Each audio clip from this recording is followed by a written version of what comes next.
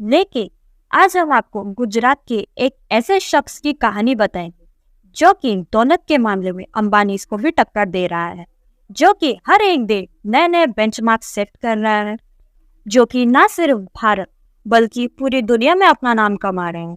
जी हाँ, आप सही समझ रहे हैं।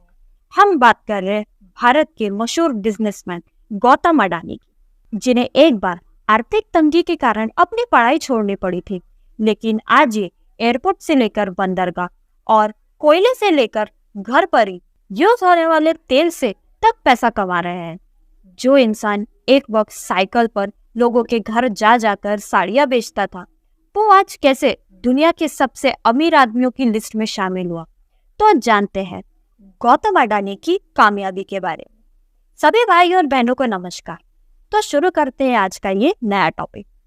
गौतम शांतिलाल अडानी का जन्म 24 जून 1962 को गुजरात के अहमदाबाद में एक जैन परिवार में हुआ और आज 2023 में उनकी उम्र 61 साल की है। उनके पिताजी का नाम शांतिलाल अडानी है, जो कि एक साधारण कपड़े के व्यापारी थे, और उनकी माताजी का नाम शांताबेन अडानी है।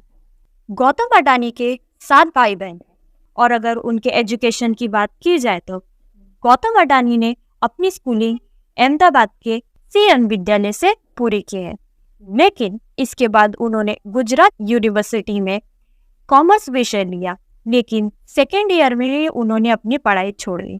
इसके बाद गौतम अडानी 1978 में मुंबई आ गए। मुंबई आने के बाद अडानी ने महिंद्रा ब्रदर्स की डायमंड कंपनी में लगभग 3 सालों तक नौकरी की, और उसके बाद उन्होंने अपना खुद का बिजनेस शुरू किया और जवेरी बाजार में डायमंड ब्रोकरेज कंपनी की शुरुआत की। इसलिए उन्होंने जी तोड़ मेहनत की और कम उम्र में ही कामयाबी हासिल की। लेकिन उनकी किस्मत चमकी 1981 जब उनके बड़े भाई ने उन्हें अहमदाबाद बुलाया। एक्चुअली उनके भाई ने एक सामान को लपेटने वाली प्लास्टिक कंपनी को खरीदा, मगर वो कंपनी चल नहीं रही, क्योंकि जो कच्चा माल चाहिए था वो जरूरत के हिसाब से उन्हें मिल नहीं रहा, और वो माल उन्हें बाहर के देशों से इंपोर्ट करना पड़ता था। ऐसे में इसे एक अपॉर्चुनिटी मानते हुए अडानी ने कांडला पोर्ट पर प्लास्टिक ग्रैनुअल्स का एक इंपोर्ट शुरू किया और 1988 में शुरू की अडानी एक्सपोर्ट्स, जिसका नाम बदलकर बाद में अडानी एंटरप्राइजेस कर दिया गया। और इसमें धातु, एग्रीकल्चर प्रोडक्ट्स और कपड़ों की ट्रेडिंग होती है। और कुछ ही सालों में ये कंपनी और अडानी बिजनेस एक बड़ा नाम बन गया। और फिर 1994 में अडानी एंटरप्राइजेस को शेयर बाजार में लिस्ट कर दिया गया। और फिर आया साल 1995।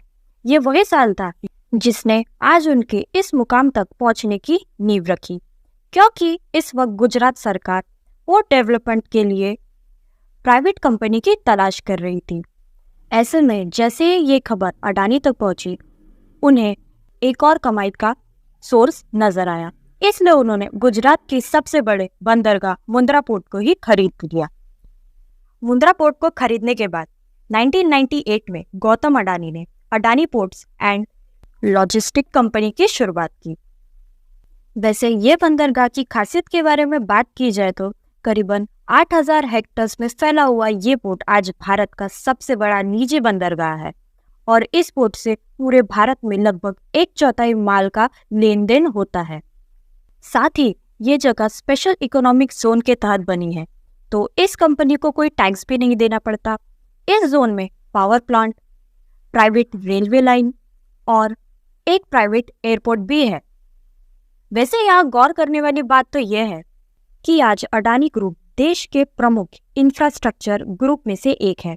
उनकी अडानी पोर्ट्स देश के सबसे बड़े पोर्ट्स मैनेजमेंट कंपनी है, और गुजरात, महाराष्ट्र, गोवा, केरला, आंध्र प्रदेश, तमिलनाडु और ओडिशा जैसे 7 समुद्री राज्यों में इनके 13 डोमेस्टिक पोर्ट्स हैं। और जैसे जैसे वक्त गुजरते गया, अडानी खुद को ग्रो करते चले गए, और जनवरी 1999 में अडानी ग्रुप्स ने विल्मर बिजनेस ग्रुप के साथ हाथ मिलाकर खाने के तेल में बिजनेस का अपना पहला कदम रखा, और आज वो तेल दुनिया के घर घर में सभी लोग यूज करते हैं, जिसका नाम फॉर्च्यून है। और सिर्फ तेल ही नहीं, इसके अलावा और भी कई सारे खाद्य पदार्थों में उन्होंने अपना बिजनेस शुरू किया। और साथ ही अनाजों को रखने के लिए 2005 में अडानी ग्रुप्स ने फूड कॉर्पोरेशन ऑफ इंडिया के साथ मिलकर अलग अलग राज्यों में बड़े बड़े साइलोज बनाए। साइलोज बेसिकली वो चीज होती है जिसमें बड़े पैमाने पर अनाज को रखा जाता है। और इसके बाद उन्होंने डोमेस्टिक इलेक्ट्रिसिटी का जनरेशन किया, बड़े बड़े राज्यों को बिजली सप्लाई करनी शुरू की। लेकिन इतने बड़े पावर प्लांट को चलाने के लिए जरूरत से ज्यादा कोयला चाहिए था। इसके लिए उन्होंने ऑस्ट्रेलिया की एक कोल माइन को खरीद लिया। और ऐसा भी कहा जाता है कि वो खदान उन्होंने 12,147 करोड़ में खरीद लिया। अब नजर डालते हैं उनकी पर्सनल लाइफ के बारे में। गौतम अडानी ने 1986 में अरेंज मैरिज की थी और उनकी पत्नी का नाम प्रीति अडानी है। ऐसा भी कहा जाता है कि उन्होंने पहली मुलाकात में अपनी पत्नी को यह कहा था कि वो एक अनपढ़ आदमी है और वो एक डॉक्टर है। लेकिन इसके बाद उनके 2 बेटे हुए, जिसमें से एक का नाम करण अडानी है जो कि अडानी ग्रुप्स में CEO की पोस्ट पर है, और दूसरे बेटे का नाम जीत अडानी है और वो अडानी ग्रुप्स में वाइस प्रेसिडेंट की पोस्ट पर है। और अगर गौतम अडानी की नेटवर्थ की बात की जाए तो उनकी टोटल नेटवर्थ 70 बिलियन USD है।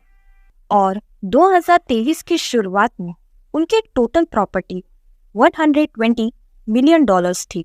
और अगर उनकी कार कलेक्शन को देखा जाए तो उनमें कई सारी गाड़ियों के नाम शामिल है, जैसे कि BMW, फरारी और लिमोजिन।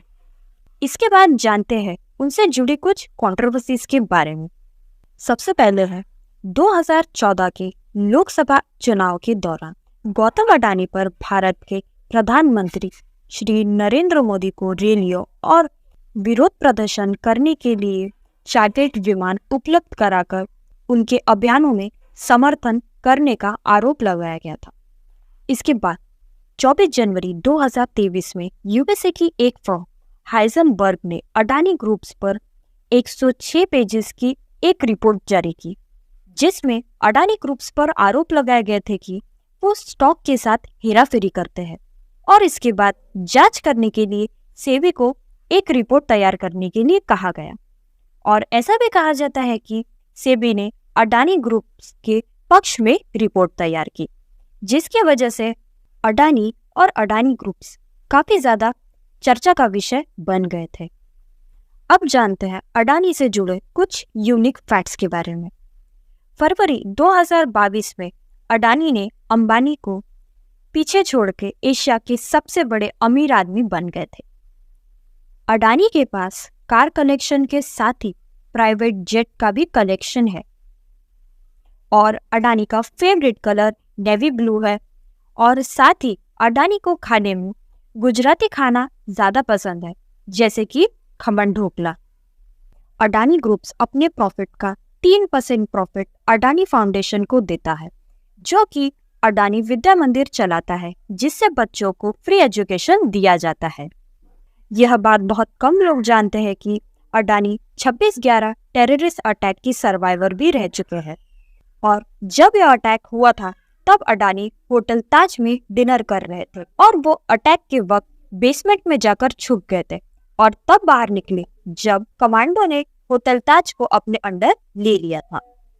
मनी कंट्रोल की रिपोर्ट के हिसाब से अडानी ग्रुप्स के ऊपर टोटल 2,20,000 करोड़ का कर्जा है। तो ये था दोस्तों आज का टॉपिक। मिलते हैं अगली बार एक नए टॉपिक के साथ। जब तक के लिए नमस्कार। Please like, share and subscribe to our